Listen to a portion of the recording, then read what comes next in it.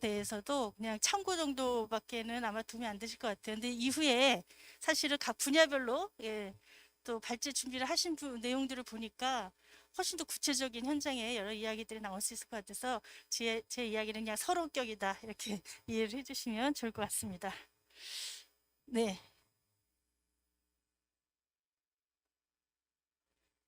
시작하면 되나요? 네네. 자, 지금 사실 이제 굉장히 심각한 이제 팬데믹 상황이 되고 있습니다. 지금 앞부분에 파란색으로 되어 있는 것은 현재 일일 이제 확진자 수 전 세계적으로 지금 표시를 하고 있는 거고요.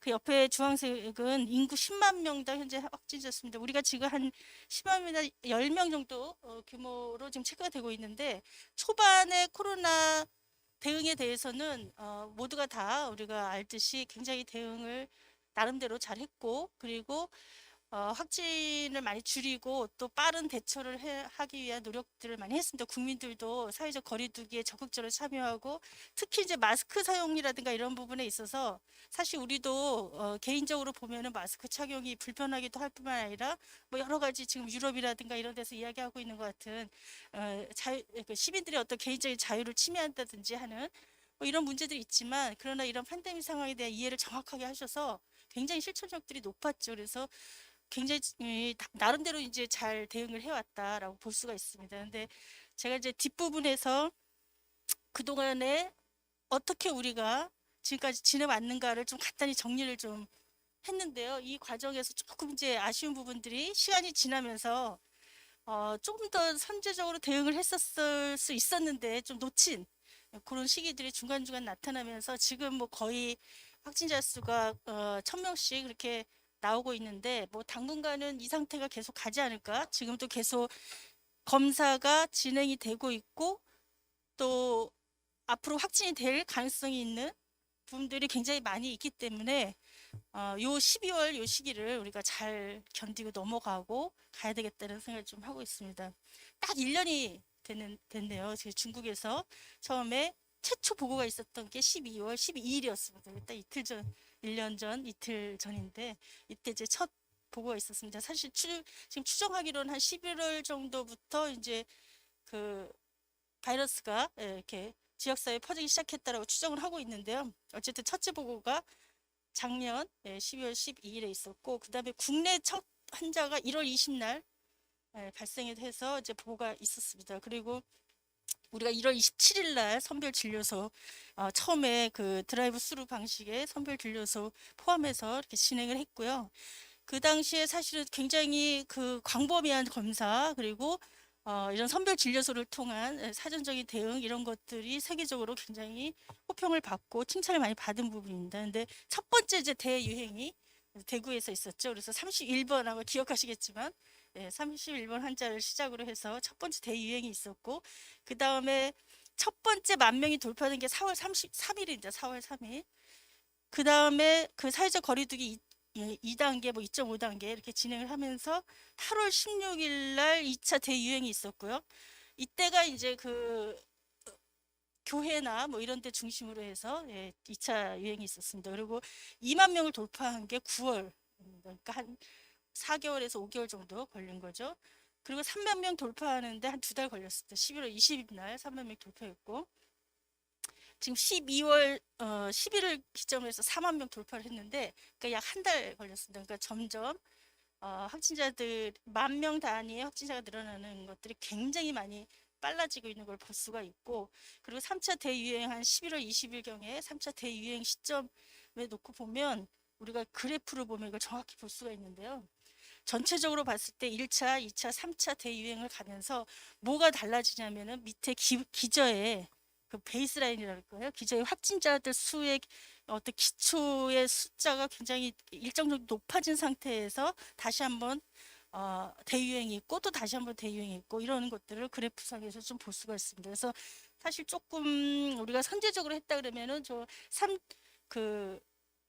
2차 대유행하는 그 시기에서 3차 넘어가는 요 세 번째 그래프가 올라가는 요 시점에서 사실은 굉장히 논란이 많았죠. 조금 더 강력한 사회적 거리두기를 해서 이후에 확산되는 것들을 좀 더 줄여야 된다. 확실하게 잡아야 된다. 이런 게 있었고 경제적인 여러 가지 논의 때문에 경제적인 상황 때문에 이때 사실은 강력하게 사회적 거리두기를 하기가 좀 어려웠던 그런 측면들이 좀 있으면서 지금 어, 굉장히 광범위한 대유행 상태가 오고 있습니다. 그래서 뭐 이후에 그 사실은 이제 지금 사회적 거리두기 방식으로 기존의 사회적 거리두기 방식으로 이 지역 사회의 확산을 잡을 수 있을 것이냐라고 하는 측면에 있어서 좀 우려가 많이 되는 부분도 있습니다. 왜냐하면 이게 무증상이라고 하는 게 있기 때문에 무증상 확진 그 이미 질병이 있으면서도 증상이 없는 지역 사회 분들이 지금 굉장히 많이 기저에 깔려 있을 것이다. 그래서 그 부분에 대한 걱정들을 대체적으로 많이 하고 있는 것 같습니다. 그리고 두 번째는 확진자들이 늘어나면서 중환자 발생이 지금 굉장히 늘어나고 있고요. 또 사망자들도 굉장히 많이 늘어나고 있습니다. 그래서 의료 시스템이 이걸 버틸 수 있느냐라고 하는 두 번째 문제가 지금 이제 3차 대유행 시기에 우리가 지금 겪고 있는 가장 핵심적인 고민 중의 하나다라고 볼 수가 있을 것 같습니다. 네. 여기 보면은 사실 연령대로 봤을 때 7, 80대 애가 치사율, 치명률이 갑자기 확 뛰는 것을 우리가 볼 수가 있어요. 그래서 그쪽 젊은 층에서는 사망률이라든가 이런 게 상대적으로 좀 떨어지는데 70대부터 이제 5%가 넘어가고 그다음 80대 되면은 거의 16%대까지 가고 있습니다. 또 하나 지금 늘어나는 비율 중에 하나가 검사 대상자가 확진자로 확진되는 비율. 확진율이 지금 거의 4.15% 정도까지 올라가 있습니다. 초반에 1%, 2% 정도에서 그 검사를 천명하면 그중에 1, 2% 정도가 확진자로 나왔다가 지금은 4, 5%가 확진자가 되는 이런 상태로 되어 있다는 거죠.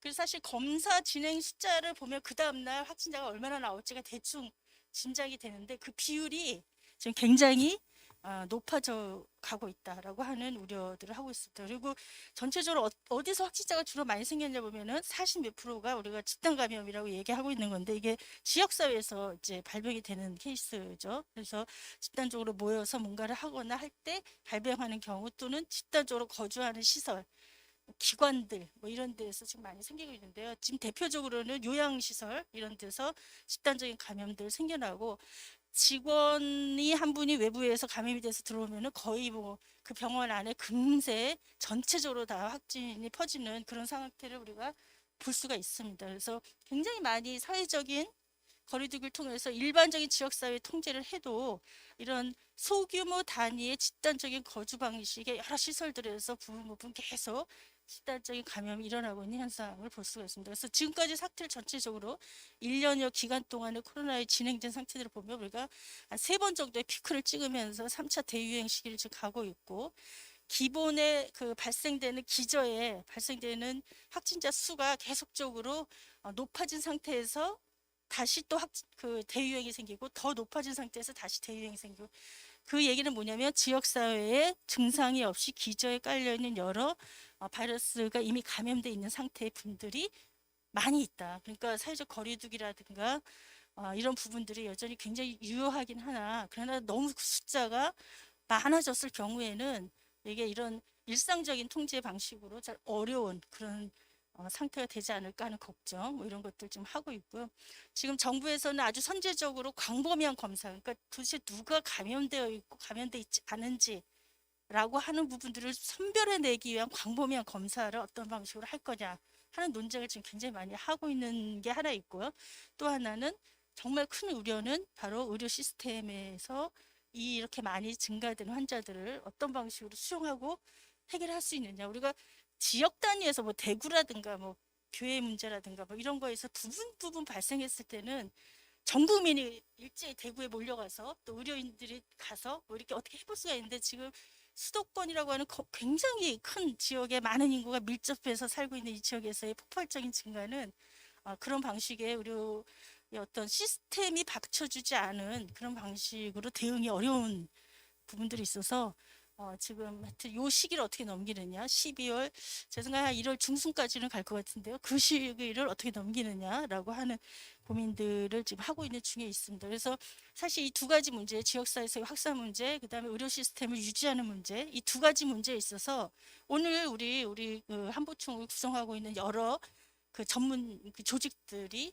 각자의 그 환경 속에서 해야 되는 또 할 수 있는 여러 역할들이 굉장히 많이 있고 그것이 사실은 이제 이게 뭐 금방 유행이 우리나라만 뭐 빠른 시간 안에 바이러스 문제를 잡을 수 있을 것이라 기대를 했는지 모르겠지만 사실 1년여 동안에 그동안에 어떤 흐름이 있었고 질병의 양상이 있었는데 그 사이에 우리가 좀 더 적극적으로 이런 다양한 여러 그 사회 주체들이 이런 대응에 참여할 수 있도록 하는 것들을 좀 폭넓게 논의하고 준비하지 못한 것에 대해서 우리가 여러 가지 지적들이 지금 많이 있는 것 같습니다. 그래서 좀 우리가 더 빨리 움직였으면 좋았겠다 이런 생각이 들기도 하고 또 정부에서도 그냥 의사, 간호사 같은 의료인들에만 집중할 게 아니라 그 주변을 형성하고 있는 다양한 그 직종들에 대한 또 전문 직에 대한 여러 가지 검토들을 좀 충분하게 했었어야 되지 않을까 하는 생각을 좀 하게 됩니다. 그래서 이제 이런 변화 속에서 또 사실은 이게 질병의 변화이고요. 이것 때문에 우리가 생기는 여러 가지 그 새로운 어떤 일상, 우리가 뉴 노멀 뭐 이렇게 표현하는 건데 새로운 일상, 포스트 코로나 시대가 가져온 우리 사회의 다양한 사회 경제적 변화 뭐 이런 것들도 지금 여러 가지를 겪고 있습니다. 이거는 노동의 방식이 변화하고 또 소비 패턴이 바뀌기 때문에 우리 사회를 유지하고 앞으로 성장시켜 나가고 발전시켜 나가는 데 있어서 근간이 되는 아주 핵심적인 여러 가지 형태가 사실은 이 국면을 통해서 이제 변화하고 있다. 그리고 실제로 그 변화가 뭐 갑자기 생긴 건 아닙니다. 그 전에도 이미 비대면의 유통 구조라든가 소비 행태가 이미 시작이 돼서 많이 진행이 되고 있었고, 근데 그게 코로나라고 하는 국면을 통해서 굉장히 속도감이 빨라진 거죠. 그래서 그런 변화에 대응하는 뭐 이런 어떤 필요성도 지금 많이 제기가 되고 있습니다. 그래서 그 부분을 그냥 짧게 넘어가도록 하겠습니다. 그래서 뉴 노멀이라고 하는 게 사실 2008년에 첫 번째 전 세계 금융 위기가 있을 때 과거의 금융이 완전히 금융위기를 거치면서 새로운 방식의 금융 시스템으로 전면적으로 변화하게 되는데요. 그 변화하는 과정을 우리가 뉴 노멀, 새로운 일상 이런 표현들을 썼습니다. 그게 1차 뉴 노멀이고요. 이번에 코로나로 인해서 바이러스라고 하는 질병에 의해서 이 사회의 어떤 사회의 흐름이라든가 변화가 생겨나는 것을 우리가 제2차 뉴 노멀입니다. 그래서 새로운 일상이 두 번의 변화들을 겪게 되는 그 과정이 있는데요.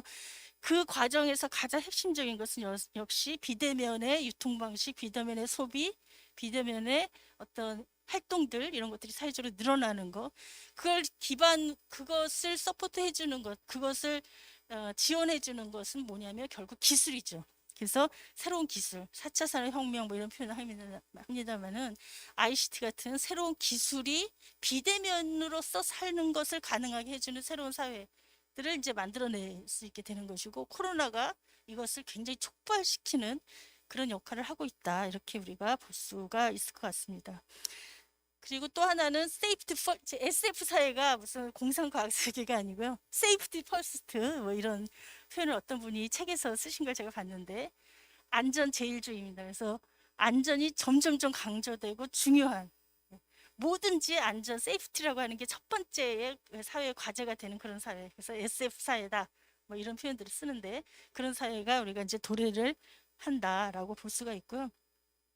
뭐 여기 나와 있는 것은 앞에 설명드린 것처럼 온라인 같은 비대면의 여러 가지 형태들이 진전이 되고 집에서 주로 혼자서 할 수 있는 홈라이프 이런 것들이 발전하게 되고 건강위생이라고 하는 안전이라고 하는 것이 가장 우선한 모든 시스템에서 가장 우선한 그런 것들이 되고 그 다음에 패턴이 변화하고 그러다 보니까 비대면이 증가하려면 결국은 디지털 방식의 새로운 경험들이 축적이 되면서 우리가 지금 세미나도 이렇게 온라인을 통해서 하듯이 코로나 아니었으면 우리가 뭐 이렇게 방송해가지고 유튜브 생중계로 보고 뭐 이런 것들이 가능했겠을까? 근데 지금 뭐 모든 세미나가 지금 다 그런 방식으로 진행이 돼가고 있고 회의도 다 비대면으로 이렇게 진행이 되고 있고 이런 것들이 우리 사회를 완전히 급속하게 변화시키고 있다. 그래서 가장 큰 변화는 비대면, 유통 부분에 있어서 비대면이 가장 크고요.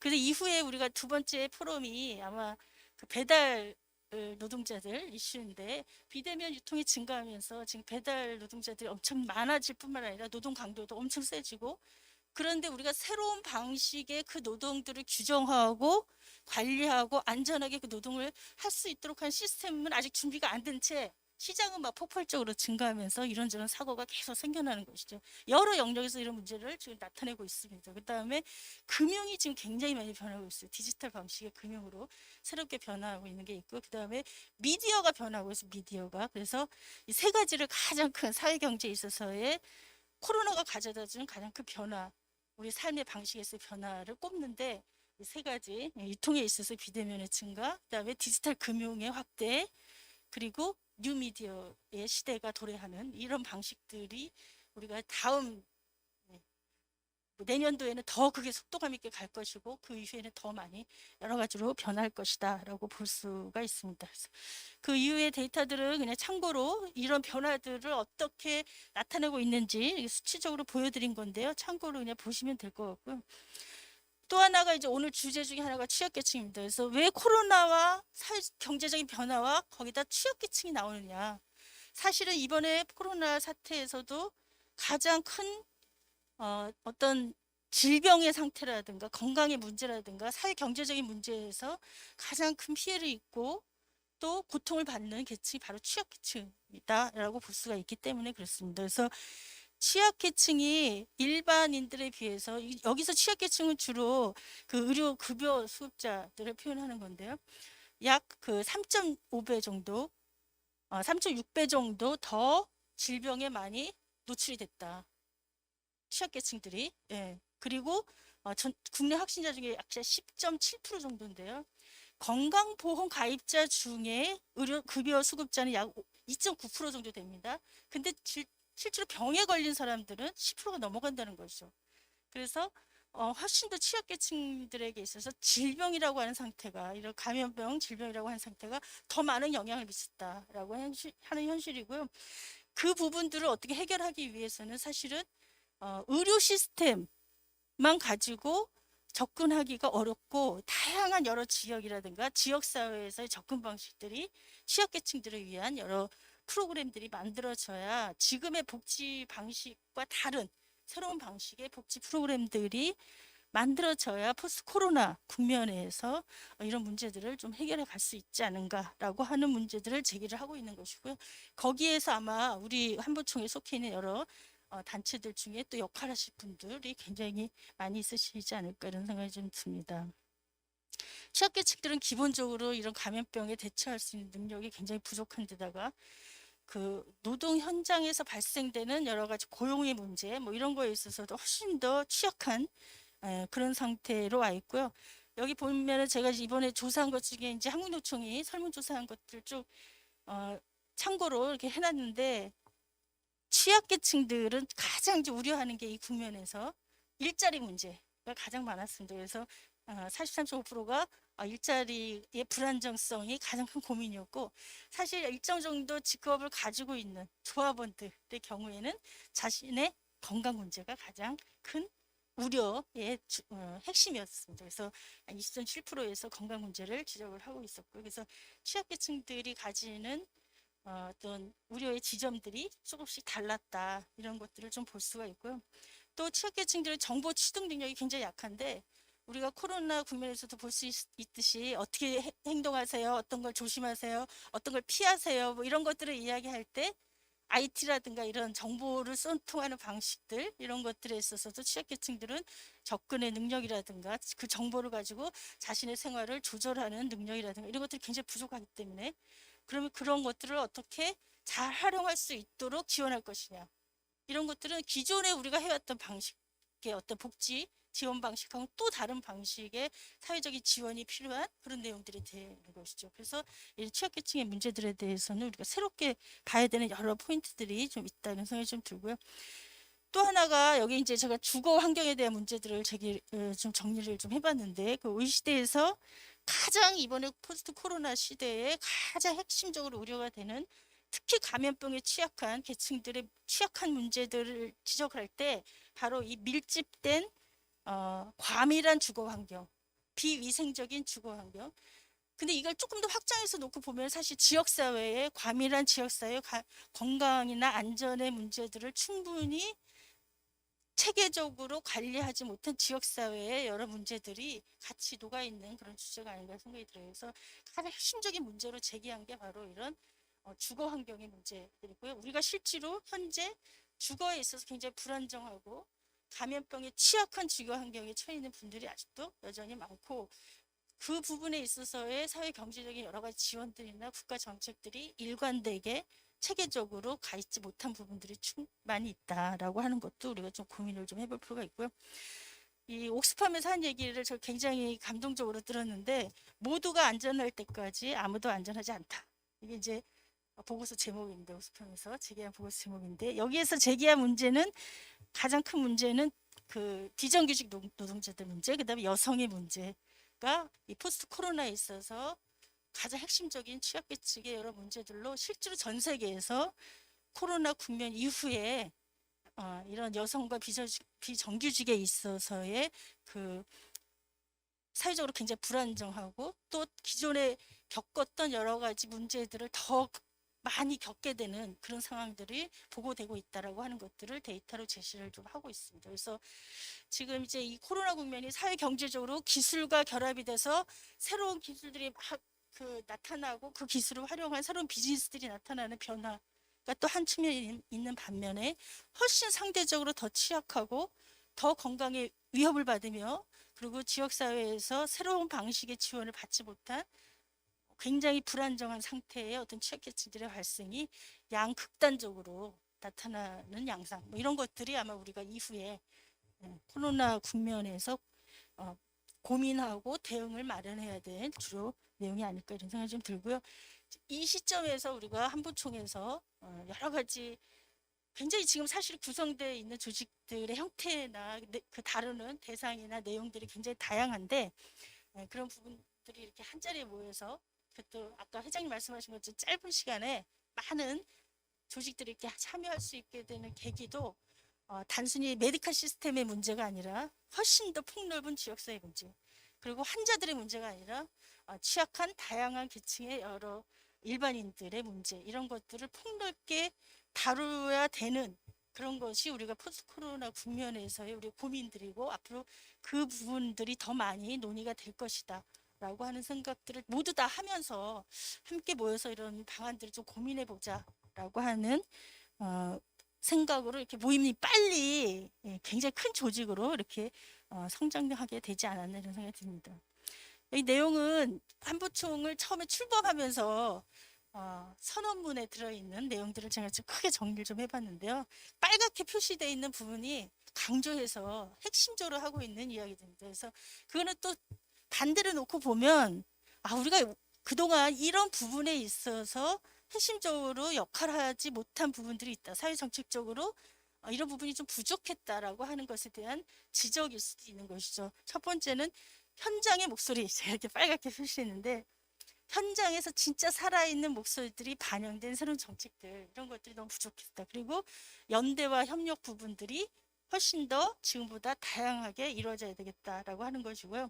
보건안전 단체들이 여러 활동들을 하는데, 각각의 직능들, 대표적인 여러 그 보건안전 영역에서도 대표적인 직능들 자체의 모임들은 그동안 많이 있었지만, 연대와 협력 속에서 이런 보건안전 단체들이 함께 뭔가를 모색하는 그런 것들을 우리가 많이 부족했는데, 한부총을 통해서 우리가 그런 것들을 좀 실현해 갈 수 있고, 이것이 포스트 코로나 국면에서 굉장히 큰 역할을 할 수 있는, 또 의미 있는 뭐 이런 것들이 되지 않을까, 이런 생각이 좀 들고요. 미션과 앞에 그냥 넘어갔군요.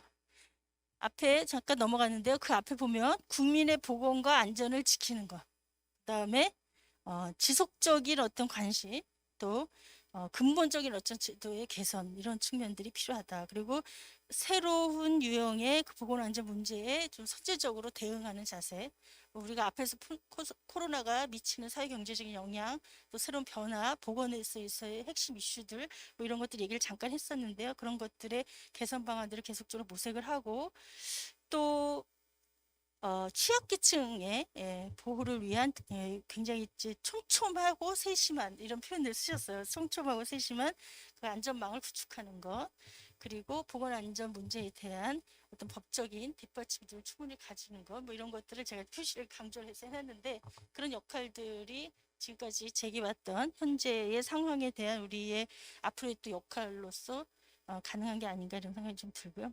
미션과 과제는 참고로 좀 보시면 될 것 같습니다. 앞에 얘기들이 좀 같이 이렇게 맞물려서 나오고 있는데요. 한 가지 첫 번째를 보면은 현장에서 발생하는 보건안전 분야의 문제들을 개선하기 위해서 법과 제도를 실질적으로 개선하기 위한 실질적인 방안들을 제시하고 정말 현장에 살아있는 이야기들을 담아낼 수 있는 방안들을 모색하자라고 하는 것이죠. 그래서 이 부분이 뭐 한마디로 딱 요약하면 가장 핵심적인 얘기가 바로 그 부분이 아닌가 이런 생각이 들고요.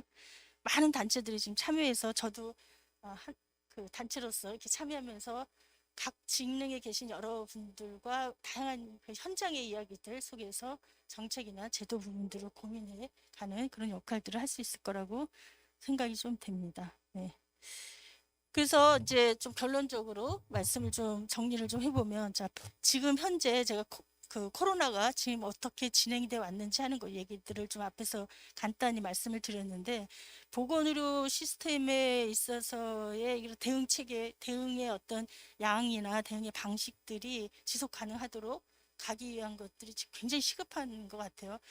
좀 더 선제적으로 준비를 했어야 된다라고 하는 비판이 많이 있는 부분들인데, 의사나 간호사 같은 의료 종사자들, 의료 인력뿐만 아니라 의료인들뿐만 아니라 사실은 그 병원에서도 우리가 그 뭐 중환자실이다 그러면 중환자실을 구성하는 그 인력들을 놓고 보면 단순히 의료인만이 아니라 그 주변에 보건 의료 인력들이 굉장히 그 어떤 중환자실이 유지되기 위한 다양한 역할들을 하고 있는데, 사회적으로는 사실은 부각이 잘 안 되는 부분들이 많이 있죠. 그래서 이런 보건 그 인력을 다양화하고 또 사회적으로 역할을 더 확대하기 위한 여러 노력들, 이런 것들이 보건의료 시스템에 있어서 지금 좀 필요하지 않은가 이런 생각을 좀 했고요. 그다음에 치료와 감염관리 체계를 좀 새롭게 구축하는 게 필요하다.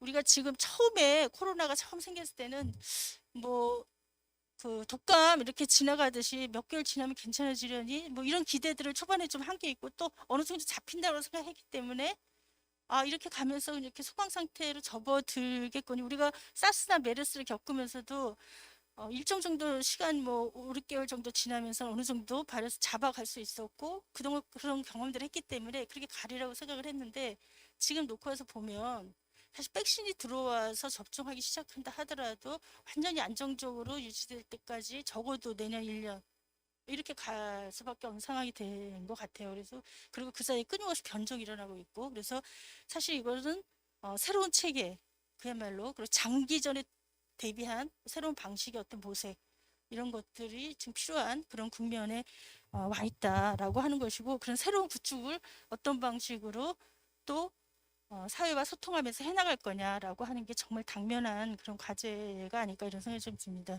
방역 체계 같은 경우에도 뭐 잠깐 스치고 지나가면 임시 방편으로 할 수가 있지만, 이게 장기화된다, 몇 년씩 간다라고 본다면 지금의 방역 체계를 가지고 계속 갈 수 있느냐. 또 국민들에게 주는 메시지도 제가 어느 토론에서 그런 지적을 했는데, 시작부터 지금까지 1년 내내 숫자를 계속 얘기하면서 같은 메시지를 계속 주고 있는데, 사람인데 그런 방식으로 1년 내내 견딜 수가 있냐 하는 것이죠. 그러니까 똑같은 얘기를 들어도 이제는 사람들이 초반처럼 그렇게 적극적으로 지켜지지가 않는 거예요. 경기도권만 넘어가도 바글바글하고 사람들이. 근데 그럴 수밖에 없는 게, 이렇게 사회적 거리두기를 아무리 강조를 해도 내내 1년 내내 그렇게 살기는 정말 현실적으로 어려운 것이거든요. 새로운 메시지, 새로운 방식의 내용들, 그리고 새로운 형태, 뭐 이런 것들을 끊임없이 발굴해내야 되는 건데, 내내 같은 얘기를 반복적으로 하고 있는 거예요. 비슷한 노란색 옷 입고 나오셔서. 그런 방식으로는 더 이상 국민들이 견뎌내기가 어려운 것이죠. 정신적으로도 그렇고. 그래서 이런 보다 더 다른 새로운 방식의, 창의적인 새로운 방식의 국민들에 대한 메시지, 이런 것들 개발해야 된다라고 하는 것이고요. 두 번째는 지역사회, 굉장히 그 우리가 지역사회 건강 수준의 향상이라고 하는 건 사실은 뭐 건강도시 프로젝트라든가 뭐 깨끗하고 안전한 삶터 만들기, 저는 녹색소비자연대라고 한 단체에서 일하면서 그런 거 많이 했는데, 건강한 삶터 하면서 학교 보건, 또 지역사회에서 여러 가지 보건, 뭐 이런 활동들을 그동안 계속 많이 해왔는데, 이게 정말 알짜배기, 아까 우리가 현장의 목소리 촘촘하고 세심한, 그리고 정말 현실화되는 자리 잡는 지역사회 안에서 자리 잡는 그런 정책으로 우리가 노력해 왔는가라고 하는 생각들을 다시 한번 하면서 이게 진짜가 돼야 된다. 진짜 우리 삶이 되는 방식으로의 정책을 새롭게 구축해야 되고 그게 되지 않으면 반복적으로 생겨나는 이런 문제들에 우리가 대응하기가 너무 어렵지 않겠는가 그런 생각이 좀 많이 듭니다. 그래서 학교 공간들, 지역사회 공간들, 우리의 일터 이런 것에 안전하고 건강한 수준들을 어떻게 높일 거냐 하는 게 지금보다 훨씬 더 높은 수준의 정책적인 관심과 지원 속에서 이루어져야 되겠다라고 하는 것이고요. 그 다음에 사실은 보건 관련한 기술 개발도 굉장히 중요합니다. 아까 ICT 기술을 접목한 새로운 형태의 경제 시스템, 금융 시스템 이런 것들이 발전하는데 보건 분야에 있어서 그런 것들이 사실은 굉장히 지금 다양한 R&D가 여러 측면에서 국가에서 이루어지고 있는데 보건 분야에서의 국가적 지원이라든가 기술 개발을 위한 여러 가지 활동들은 굉장히 취약한 게 사실입니다. 그거 해야 되는 거고. 그래서 그런 노력들도 사회적으로 굉장히 필요하고 그것에 필요한 정책적 지원 또 법 제도 이런 것들을 우리가 다양하게 포럼을 통해서 발굴해서 정치권이든 뭐 행정이든 제안하고 실제로 이루어지도록 하는 그런 노력들을 좀 했으면 좋겠다 하는 바람이 좀 있고요. 또 하나는 이제 소통 부분을 저는 이제 단체에서 일하니까 국민들이 여러 가지 메시지를 듣고 어떻게 실천하느냐라고 하는 것들의 실천력을 높이는 노력들이 굉장히 많이 이제 관심의 대상인데 말씀드린 것처럼 어떤 이렇게 장기적인 팬데믹 상황에 대비한 국민과의 소통 방식들을 더 적극적으로 다양하게 해야 되겠다. 사실 지금까지 1년 동안 정부가 이런 상황 속에서 소통하는 방식들을 보면 굉장히 협소한 대상들, 협소한 직능들, 또 협소한 사람들 하고만 주로 소통이 이루어지고 그것을 일방적으로 국민에게 전달하는 뭐 이런 거에 너무 머물러 있지 않았는가. 근데 우리 같이 다양한 직능들이 있고 다양한 지역사회 안에서 다양한 현장에서 활동하시는 분들이 계신데 그런 분들의 목소리를 모아내기 위한 노력들이 불충분했다. 근데 그렇게 다 모아지지 않으면 우리가 이 위기를 단순히 몇몇 전문가들의 자문들만 가지고 감염을 전공하는 전문가들의 이야기들만 가지고 이 국면을 극복해내기는 어려운 거 아닌가 그런 생각이 많이 듭니다. 그래서 소통의 방식, 대상의 다양성 뭐 이런 것들을 적극적으로 좀 해나가야 되지 않겠나 이런 생각을 좀 했고요. 사실 우리의 역할 부분은 그냥 저의 그냥 짧은 소견 정도로 그냥 정리를 좀 해본 것이고 이후에 각 분야별로 중요한 아주 그 현장에서의 이야기들을 적극적으로 많이 해주시면 저도 공부가 많이 되고 또 이 영상을 통해서 정책적인 분들을 같이 듣는 다양한 분들이 참고가 굉장히 많이 될 거라는 생각이 들면서 제 발제는 여기서 정리하고 마치도록 하겠습니다. 감사합니다.